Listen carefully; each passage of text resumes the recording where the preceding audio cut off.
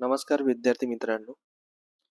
आज दिनांक 12 जुलै 2026 रोजी हा झालेला पेपर आहे. तो आपण डिस्कस करणार आहोत. Group C mains. Group C हा मेन्सचा झालेला पेपर आहे.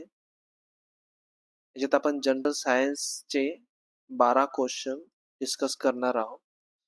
हा व्हिडिओ तुम्ही 1.5x स्पीडने पाहू शकता किंवा क्वालिटीमध्ये जाऊन 480 और 720p या पिक्सेलला सुद्धा पाहू शकता. तर पहिला क्वेश्चन आहे, खालीलपैकी कोणत्या प्रकारचे किरणोत्सारी क्षय निसर्गात आढळतात? तर हा प्रश्न आहे रेडिओ ऍक्टिव्हिटी या टॉपिकवर. तर बघा काय आहे पहिला ऑप्शन, अल्फा क्षय ज्यामध्ये हेलियम केंद्रक उत्सर्जित होते, बीटा क्षय ज्यामध्ये इलेक्ट्रॉन्स किंवा पॉझिट्रॉन उत्सर्जित होतात, आणि गॅमा क्षय ज्यामध्ये उच्च ऊर्जा फोटॉन्स उत्सर्जित होतात. आणि चौथा ऑप्शन आहे यापैकी सर्व. तर बघा कुठलाही जो रेडिओ ऍक्टिव्ह एलिमेंट आहे म्हणजे जो किरणोत्सारी मूलद्रव्य आहे तो ही एनर्जी एमिट करतो. एनर्जी काय करतो? एमिट करतो. कशा फॉर्म मध्ये? या फॉर्म मध्ये, अल्फा बीटा गॅमा मध्ये. आणि तो काय करतो? स्वतःला स्टेबल करतो. त्याच्यामुळे हे तिन्ही जे आहे अल्फा बीटा गॅमा हे निसर्गात नॅचरली ऑकर होतात. त्याच्यामुळे याचा आन्सर येईल 4th. चला मग सेकंड क्वेश्चन कडे जाऊया. सेकंड क्वेश्चन आहे, प्रकाशाच्या तरंग लांबीमध्ये वाढ झाल्यास माध्यमाचा अपवर्तनांक सामान्यतः पहिला ऑप्शन आहे वाढतो, दुसरा ऑप्शन आहे कमी होतो. पहिला ऑप्शन आहे वाढतो, दुसरा ऑप्शन आहे कमी होतो, तिसरा ऑप्शन आहे स्थिर राहतो, आणि चौथा ऑप्शन आहे शून्य होतो. तर बघा जर आपण कुठल्याही प्रिझमवर, जर हा प्रिझम आहे आणि याच्यावर जर समजा आपण एक मोनोक्रोमॅटिक लाईट म्हणजे एक साधा लाईटचा मारा केला तर याच्यामध्ये काय होतं, प्रिझम मधून गेल्यानंतर याच्यामधून 7 कलर निघतात अशा पद्धतीने. 1 2 3 4 5 6 आणि 7. कलर्स कसे असतात? विबग्योर म्हणजे violet, Indigo, blue, green, yellow, orange आणि रेड. तर बघा हा जो कलर आहे व्हायोलेट हा जास्त बेंड झाला, हा जास्त वाकला म्हणजे याची वेवलेंथ काय आहे? या व्हायोलेट कलरची कमी आहे. तर तेच बघा हा जो रेड लाईट आहे हा कमी बेंड झाला, म्हणजे रेड याची वेवलेंथ काय आहे? जास्त आहे. म्हणजे तरंग लांबीमध्ये वाढ झाल्यास माध्यमाचा अपवर्तनांक म्हणजे रिफ्रॅक्टिव्ह इंडेक्स हा काय होतो? कमी होतो. म्हणूनच हा रेड लाईट इथे कमी बेंड झालेला आहे आणि व्हायोलेट हा कसा जास्त बेंड झालेला आहे. बघा दिसतंय आपल्याला. याच्यामुळे तरंग लांबीमध्ये वाढ झाल्यास अपवर्तनांक हा कमी होतो. नेक्स्ट क्वेश्चन बघा, लाईट संदर्भात आहे, योग्य विधाने निवडा. मानवी डोळ्यातील पारदर्शक स्फटिकमय भिंग दुहेरी अंतर्वक्र भिंग असते. ते दुहेरी अंतर्वक्र भिंग वास्तविक आणि उलटी प्रतिमा तयार करते. मानवी डोळ्यातील पारदर्शक स्फटिकमय भिंग हे दुहेरी बहिर्वक्र भिंग असते. ते दुहेरी बहिर्वक्र भिंग आभासी व सरळ प्रतिमा तयार करते. हा प्रकाश या टॉपिकवर विचारलेला प्रश्न आहे. अत्यंत महत्वाचा आहे. याच्यावर 2 क्वेश्चन असतातच, हमखास असतात म्हणजे असतात. बघा, मानवी डोळ्यातील पारदर्शक स्फटिकमय भिंग हे दुहेरी अंतर्वक्र भिंग नसते. हे काय असते? हे दुहेरी काय असते? मानवी डोळ्यातील पारदर्शक स्फटिकमय भिंग हे दुहेरी बहिर्वक्र भिंग असते, अंतर्वक्र भिंग नसते. त्याच्यामुळे ऑप्शन हे बरोबर आहे. आता हा बरोबर आहे म्हणजे हा चूक झाला तुमचा, ऑप्शन ए. त्याच्यानंतर दुहेरी अंतर्वक्र भिंग वास्तविक आणि उलटी प्रतिमा तयार करते. तर हे जे डबल कॉन्केव्ह लेन्स आहे म्हणजे दुहेरी अंतर्वक्र भिंग आहे, हे कधी पण रिअल आणि इन्व्हर्टेड इमेज तयार करत नाही. हे कधीही व्हर्च्युअल, आभासी आणि सरळ इमेज तयार करते. त्याच्यामुळे हे सुद्धा काय चूक आहे? हे सुद्धा चूक आहे. त्यानंतर थर्ड ऑप्शन आहे, मानवी डोळ्यातील पारदर्शक स्फटिकमय भिंग हे दुहेरी बहिर्वक्र भिंग असते. मी आताच म्हटलं हे बरोबर आहे, हे चूक आहे. ते दुहेरी बहिर्वक्र भिंग आभासी व सरळ प्रतिमा तयार करते, बरोबर आहे. दुहेरी बहिर्वक्रभिंग म्हणजे डबल कॉन्व्हेक्स लेन्स हे आभासी म्हणजे व्हर्च्युअल आणि इरेक्ट इमेज तयार करते. अजून एक सांगतो याच्यामध्ये, डबल कॉन्व्हेक्स लेन्स हे रिअल आणि इन्व्हर्टेड हे सरळ म्हणजे उलटी सुद्धा इमेज तयार करते. कोण? Double convex lens. त्याच्यामुळे वाक्य हे सुद्धा बरोबर आहे आणि हे सुद्धा बरोबर आहे. म्हणजे आन्सर येईल तुमचं सी आणि डी. आन्सर येईल सी आणि डी. तर नेक्स्ट क्वेश्चन कडे जाऊया आपण.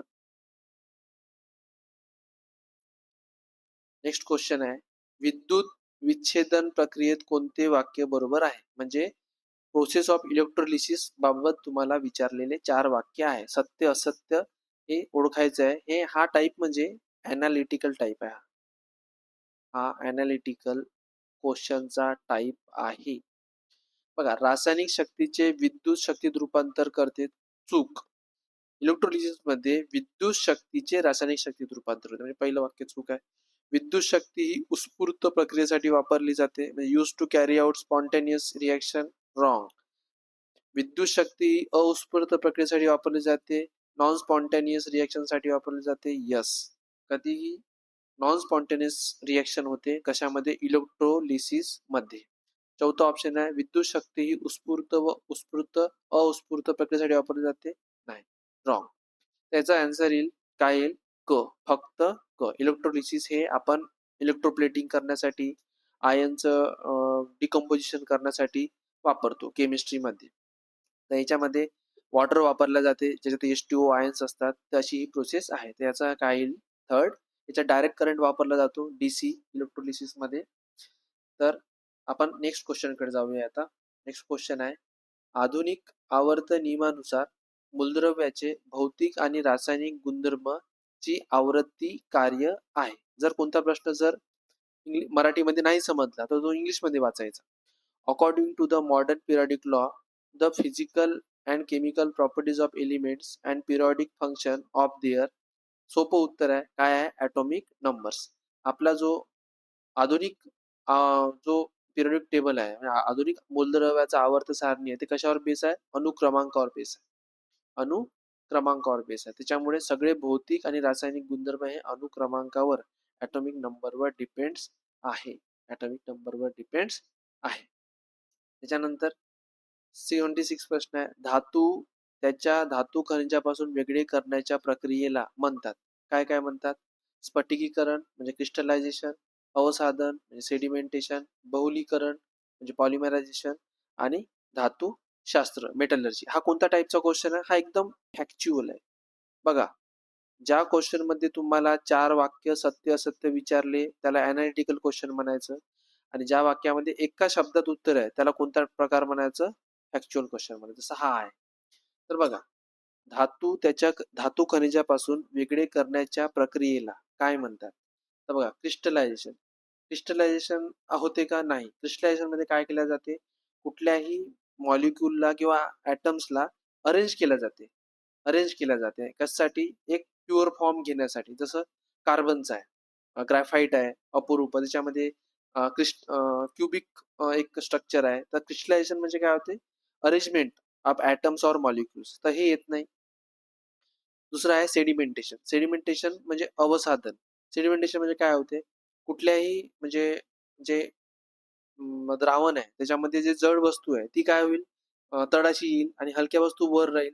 तर ती पद्धत आहे वेगळी करण्याची. ही पद्धत येणार नाही. दुसरं आहे पॉलिमरायझेशन, बहुलीकरण. हे म्हणजे काय होते? हे म्हणजे जसं आपण प्लास्टिक तयार करतो. प्लास्टिक कशाने तयार केलं जाते? प्लास्टिक पॉलिइथिलीन जे आहे, अल्किन गट. अल्किन गटला एक चेन रिॲक्शन मध्ये रिॲक्शन करून आपण नायलॉन, पॉलिइथिलीन, बॅकेलाइट अशा पॉलिमरायझेशनच्या प्रोसेसने तयार करतो. त्याच्यामुळे हे सुद्धा येणार नाही. म्हणजे राहिलं कोणतं? मेटलर्जी.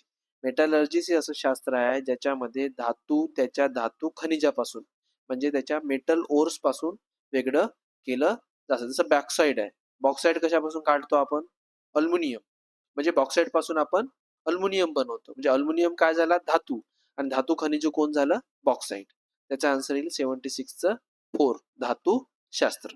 नेक्स्ट क्वेश्चन कडे जाऊ.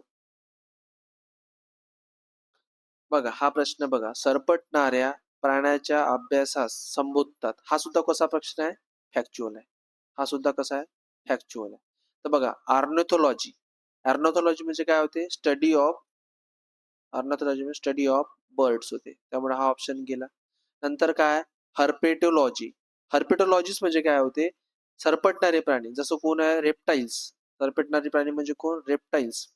हे जे कोण आहे, साप वर्ग, साप आहे, क्रोकोडाईल आहे, अँफिबियन्स आहे, हे याचा जो अभ्यास असतो रेप्टाईल्स आणि अँफिबियन्सचा, त्याला हर्पेटोलॉजी म्हटलं जाते. नंतर ऑस्टिओलॉजी, ऑस्टिओलॉजी म्हणजे काय होते, स्टडी ऑफ बोन्स होते, स्टडी ऑफ काय होते, बोन्स होते. आणि इकॅथॉलॉजी, इकॅथॉलॉजी मध्ये काय होते, स्टडी ऑफ फिश, जे मत्स्यवर्गीय प्राणी आहे, cartilaginous fishes, bony fishes, shark, जे काही आहे आपले, ते कशामध्ये, इकॅथॉलॉजी मध्ये येते. त्यामुळे याचा आन्सर काय येईल, हर्पेटोलॉजी. नेक्स्ट क्वेश्चन बघा, नेक्स्ट क्वेश्चन काय, हायड्राच्या नेमाटॉसिस्ट मध्ये असलेले विषारी द्रव्य म्हणजे कोणते. बघा आता हायड्रा जो हा ॲनिमल आहे, हा किंगडम ॲनिमिलिया मध्ये येते, किंगडम ॲनिमिलिया मध्ये येते. आणि ॲनिमिलिया मध्ये सुद्धा हे कशामध्ये येते, येते फायलम निडारिया, फायलम निडारिया, किंवा याला सिलेंट्रेलेटाही म्हणू शकता तुम्ही, सिलेंट्रेरेटा, सिलेंट्रेरेटा.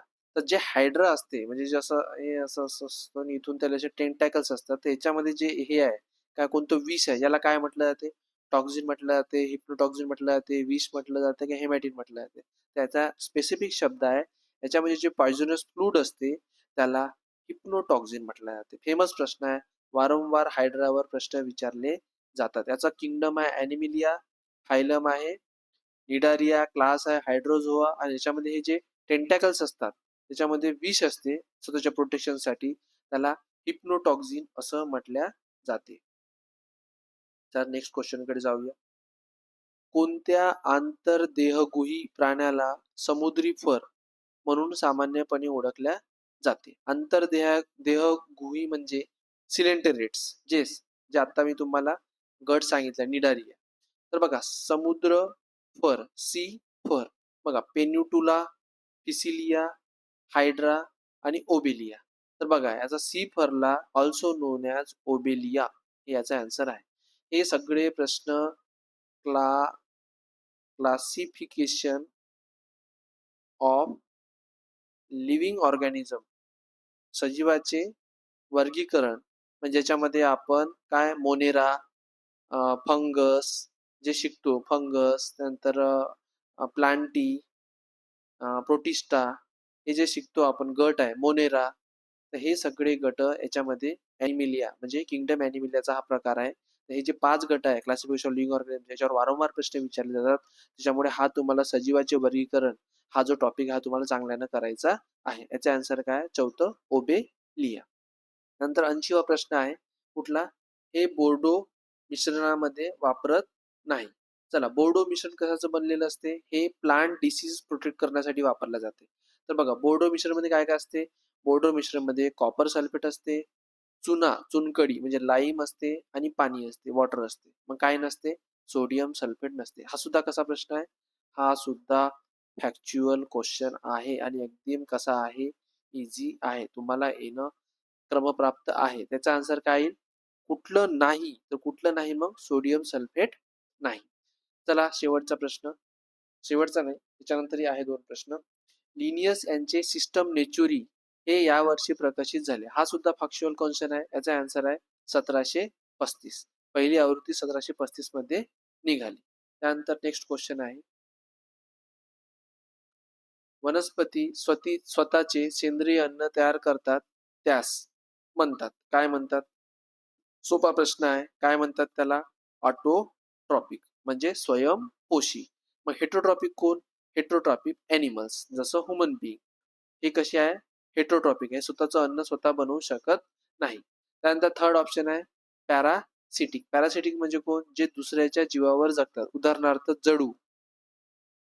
जडू बघा शरीराच्या वर असतो, तो सतत रक्त पितो. दुसरं काय, टेपवर्म म्हणजे जंत, हे कसे पॅरासाइट आहे, हे शरीराच्या आतमध्ये असतात, आतड्यामध्ये असतात, म्हणून हे एंडोपॅरासाइट. आणि जडू बाहेर असतो म्हणजे हा एक्झोपॅरासाइट, म्हणजे दुसऱ्याच्या जीवावर जगणारे, त्यांना काय म्हटलं जाते, परजीवी, पॅरासाइट. सायटिक.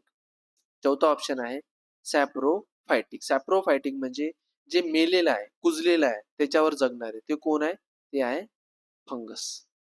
सगळ्यात महत्त्वाचा रोल आपल्या बायोजिओकेमिकल लाईफ सायकलमध्ये उपयोगात आणतात.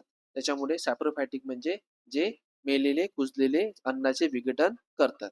तर वनस्पती स्वतःचे सेंद्रिय अन्न स्वतः तयार करतात, त्यास ऑटोट्रॉपिक म्हटल्या जाते.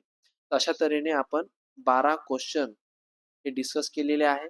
पेपर हा मीडियम टू ईझी आहे आणि सगळ्यात महत्त्वाचं म्हणजे फॅक्च्युअल क्वेश्चन 5-6 विचारलेले आहे. 8 क्वेश्चन हे सायन्स अँड टेकवरचे आहे. ते आपण जनरल सायन्समध्ये कव्हर करत नाही. त्याच्यामुळे आपण 12 क्वेश्चनचं हे डिस्कशन घेतलेलं आहे. तुम्हाला कसं वाटलं ते तुम्ही कमेंटमध्ये मला सांगा आणि आवडल्यास लाईक्स आणि सबस्क्राईब करा. धन्यवाद.